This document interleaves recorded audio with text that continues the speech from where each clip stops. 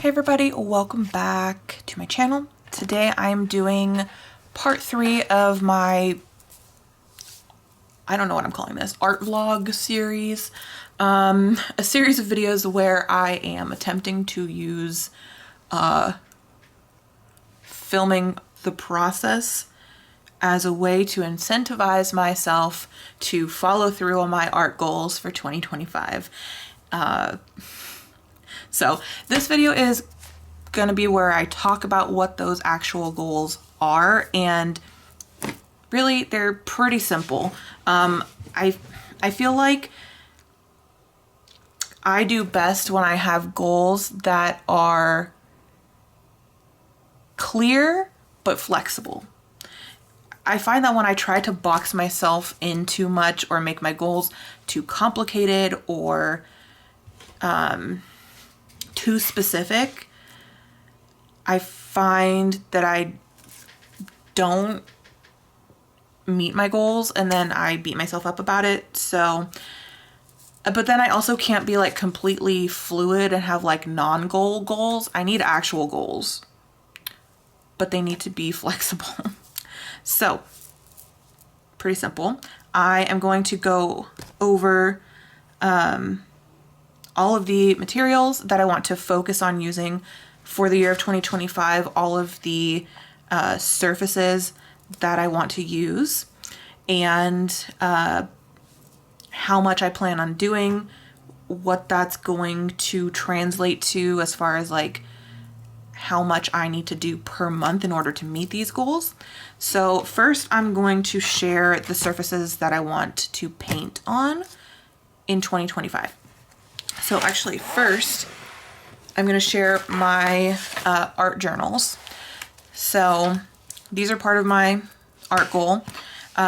This art journal is the one that I have been currently working on. I have 7 pages left in this art journal. It is my goal to finish this by the end of 2024.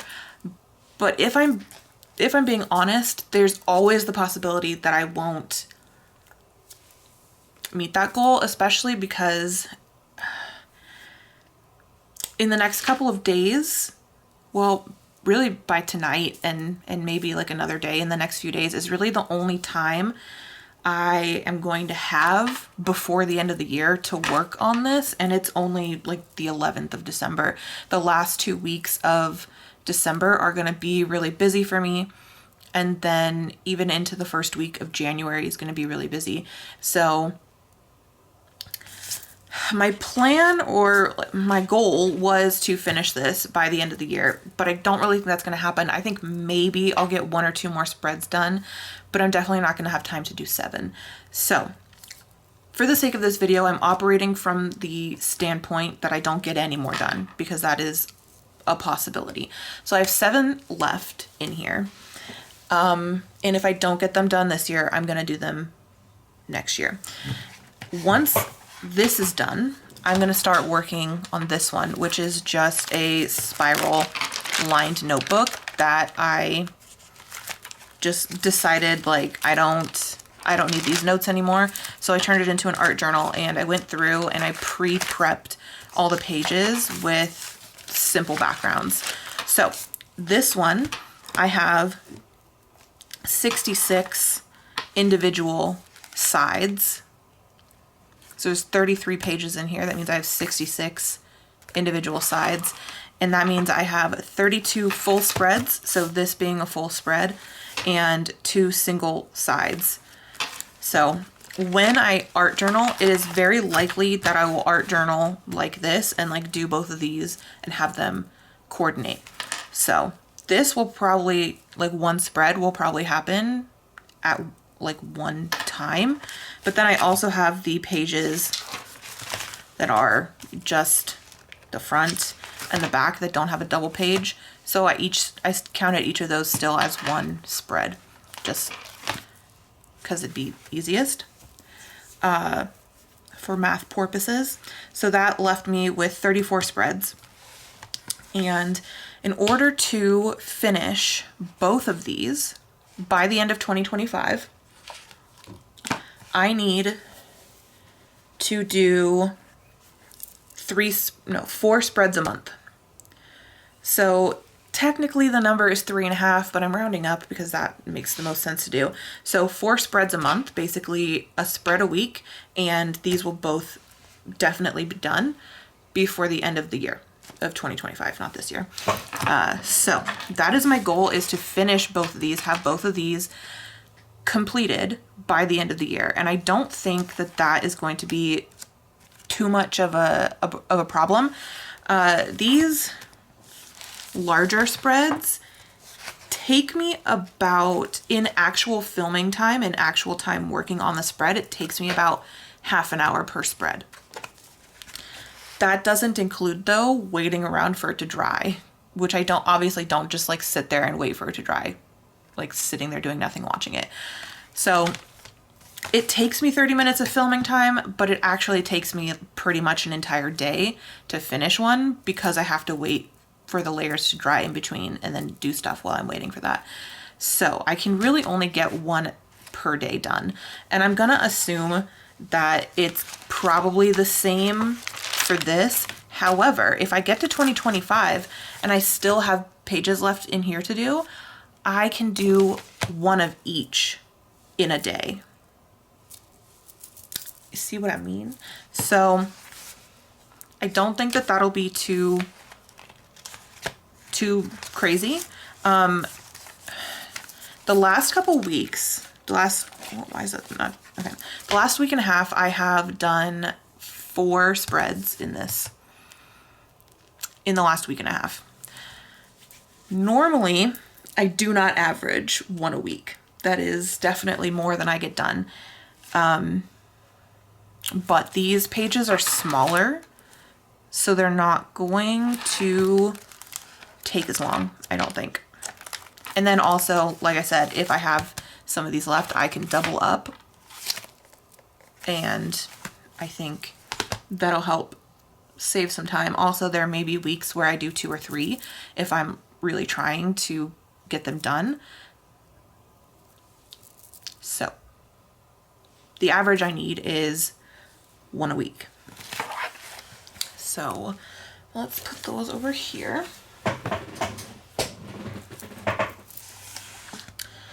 Next, I have the rest, like my actual like painting and sketching surfaces. So everything in this stack, I want to be completely painted by the end of the year. Yeah. That probably sounds like a lot, because like I have my entire stack of canvas boards here, which is 10 canvas boards. I have this sketchbook, these 2 watercolor pads, this sketchbook, this handmade tracing paper sketchbook, and then these like random sheets of paper. So I'm gonna go through everything and I'll let you know the numbers as far as like how much I actually have to complete, how many pages I have and everything. So this fluid watercolor paper block has 15 sheets on it, and I don't think I've used any, so there should still be 15 on here. It's a 4x6 inch pad. So I want to paint on all of these, and obviously these are single papers. They're not a sketchbook, like you have to take them out in their individual papers. So I will only be painting on one side. So that's 15 paintings there. And then I also want to use up all of the sheets on this pad. This is the Niji watercolor pad. I don't know. I'm not really sure. What is that, the brand? I don't know. This also has 15 sheets, and this is 5x7.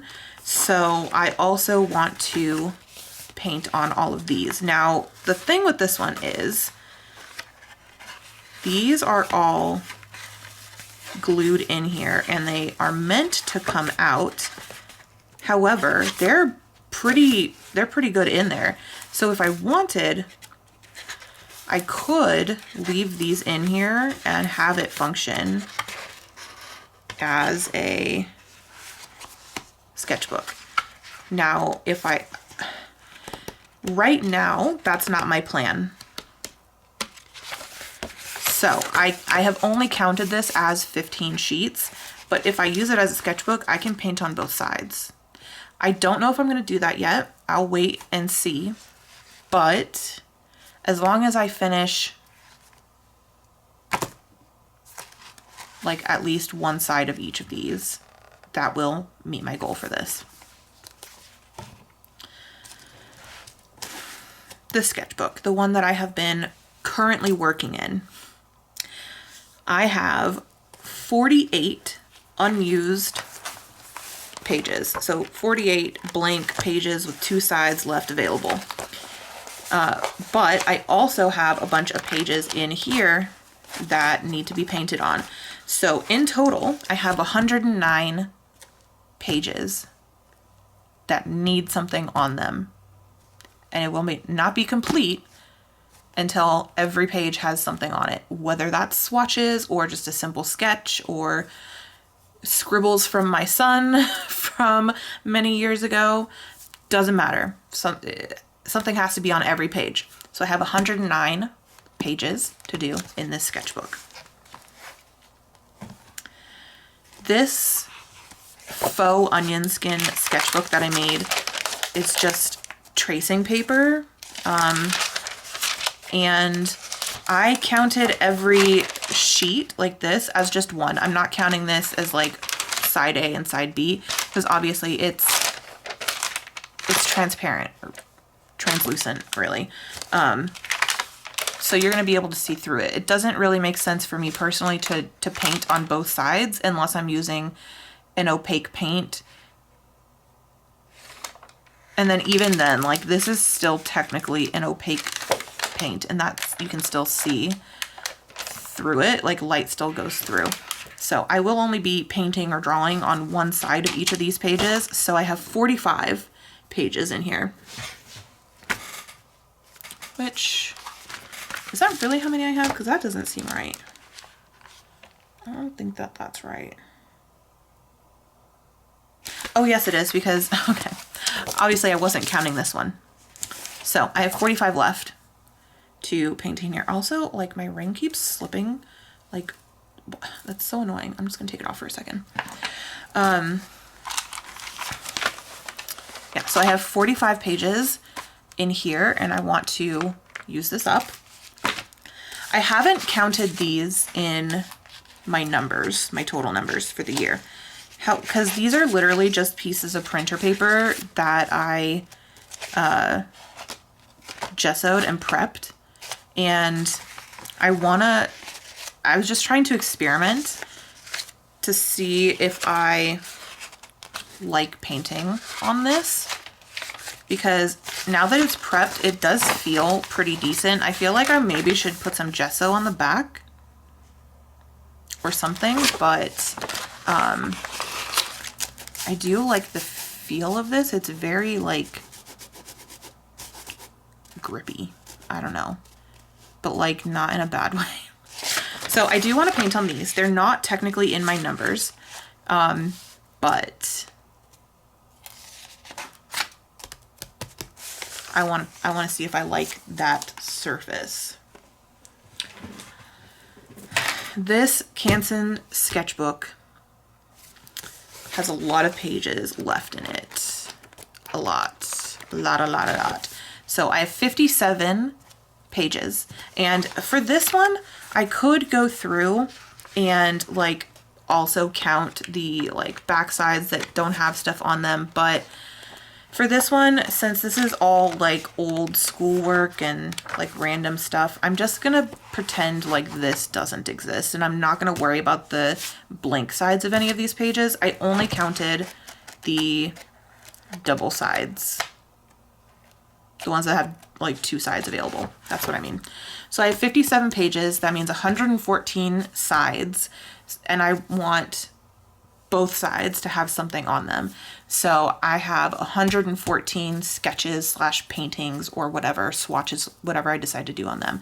I have 114 to do. So when I add all of this up, that leaves me with needing to do 21 sketches per month in order to get this stack complete. And I feel like that sounds like a lot because, like, compared to me doing like 1 or 2 a month up to this point, and only in the last few months really, 21 a month is a lot because that's almost 1 a day. That's a little bit over 1 every other day. But I figure since I have basically 5 sketchbooks going, if you counted these as sketchbooks, but really they're not, but they're surfaces I can paint on. Since I have 5 different options, I figured that if I sit down to have a painting session, I can do all 5 at once. I can do something different while the other one dries. You know what I mean?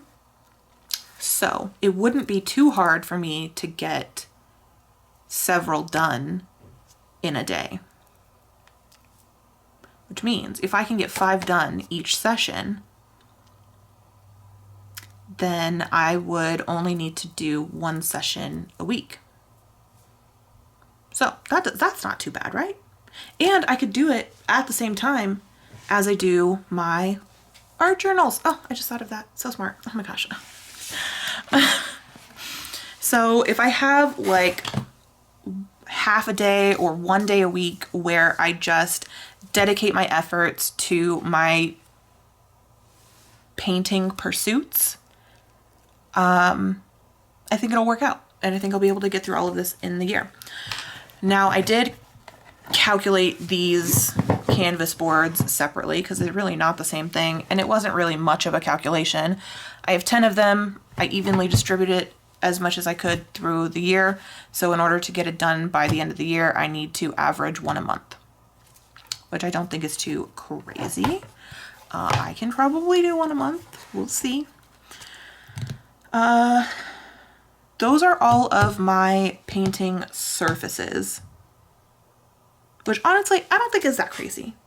I had to reel myself in because I feel like I have a tendency to overcommit myself, and seeing as I've never done anything like this before, I've never set this type of goal before, and I don't know what I'm actually going to be capable of, I think keeping it smallish is probably the best plan.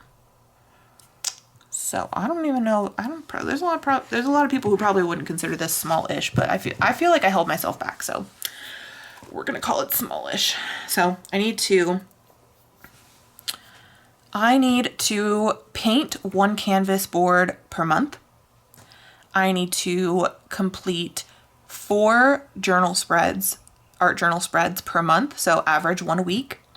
And I need to complete 21 sketchbook pages per month, or average 5 a week. So that's it for the surfaces. Now on to the materials. First thing I have are the Arteza brush markers, and I want these to be a focus because a lot of them are running low and I'm not a big fan of them. So I want to get the use out of them that I can and move on.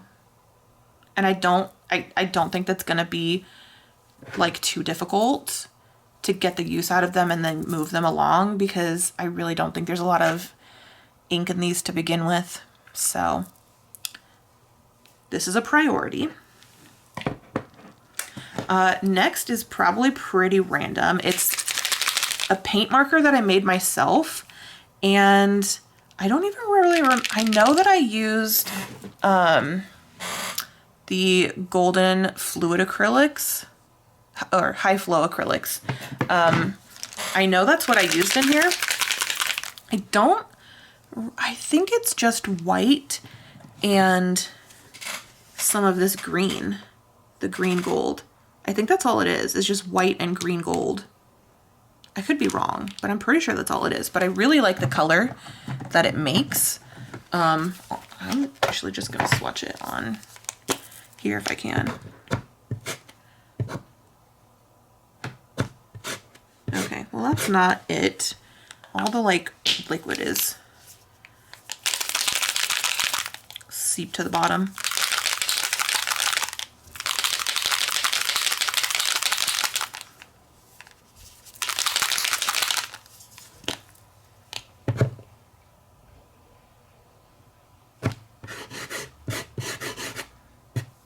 Still not the best representation of it.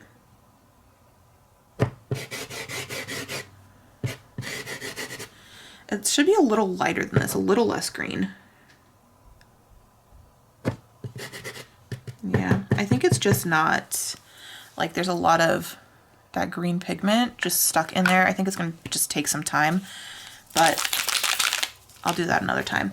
So I want to get use out of this because I made it because I really liked, I just had one of these laying around and I really liked kind of experimenting and making this like off-white greenish kind of color.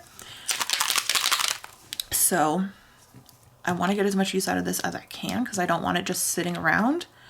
So that. These Karen Deco brushes. Now, here's the thing. I am gonna focus on these, but I decided I'm going to put these with my coloring supplies because I just don't think that I'm going to use these in my sketchbook. I just don't think I'm going to. I think I'm more likely to use them if I put them with my coloring supplies. So that's what I'm going to do. These didn't really need to be in this video, but I put them in the stack of stuff before I decided that. So we're going to do that.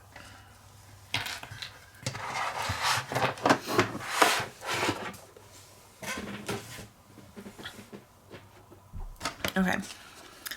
I have this box of Crayola Colors of the World markers, the 24 set, and I actually have 2 of these sets. I don't really know why, but I have 2 of them.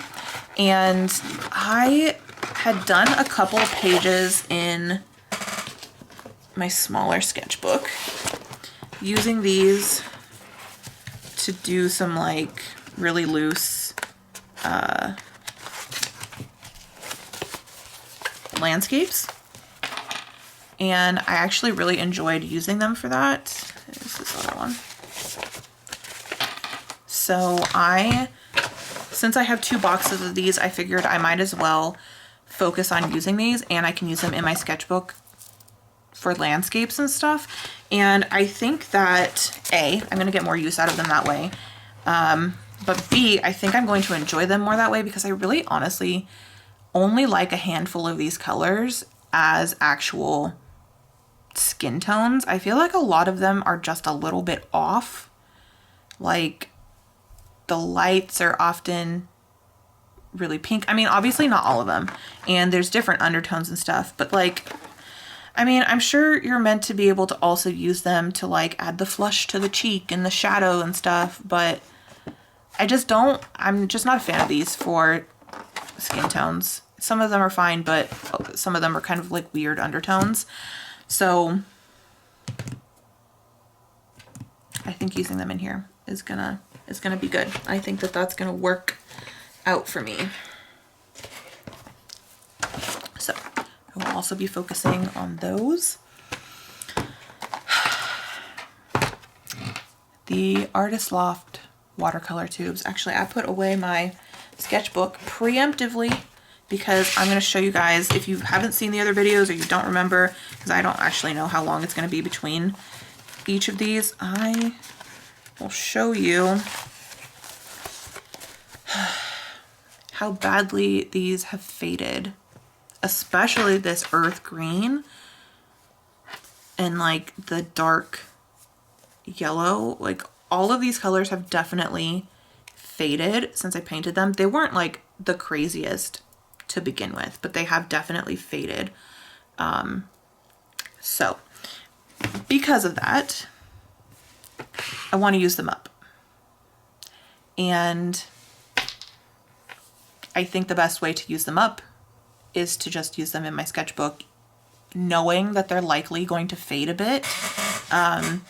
Because like I mentioned in the other two videos, the sketches in my sketchbook are more about the process of letting go of the fear of waste than actually trying to control the outcome of the sketch. So a part of what helps me in that process is using cheap materials I know I want to use up, materials I know like it's not going to bother me if they're gone, and these are one of those. So I think that these are going to do me some good in this sketchbook, and then I can be rid of them. And it actually like encourages me to use my materials because I want them gone. Like I want to use them because I don't like them very much. So have those. And then I have these two palettes. And these are here not because I want to use them up, but because I want to just use them in general. This is a watercolor palette that I made, honestly, probably like 7 or 8 years ago, and I never ended up using it. So I just want to try it out, do everything I can to see if I can get these to work decently-ish, and decide whether or not it's worth keeping this put together or tossing the paint. So this is here just to remind me that I want to test those out. And then this is in here for pretty much the same reason. So this palette, which is coming apart, this palette has Arteza gouache in it. Honestly, I'm kind of very happy that this is in here because the Arteza wet palette that I made molded and is all trash now. So this is pretty much the last of what I have of it. So it's all like crumbling and falling apart. So what I want to do with this is the same thing pretty much. Is I want to see, I want to taste it. I want to test these out and see if it's worth keeping the paint in here or if I should just scrape it all out and be done with it and not worry about it. So yeah, this is in here so that I can test it out and make that decision. And I only have one other thing that I want to focus on. Let me move it, which is my custom acrylic palette.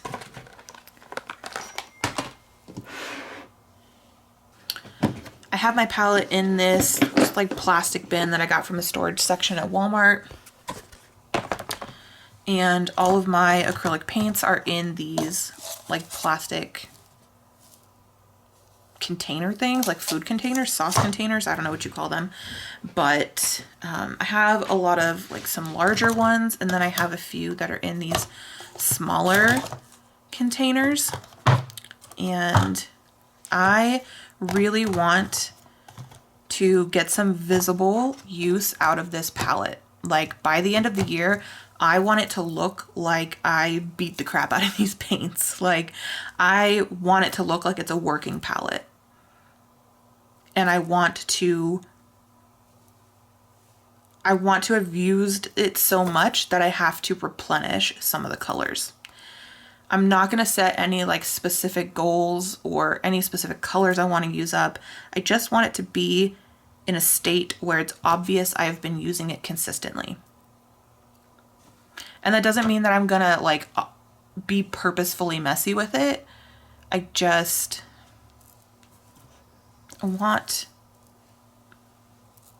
don't know how else to say it. Like I want it to look like I've been using it, and I want to have the proof of that in my sketchbooks.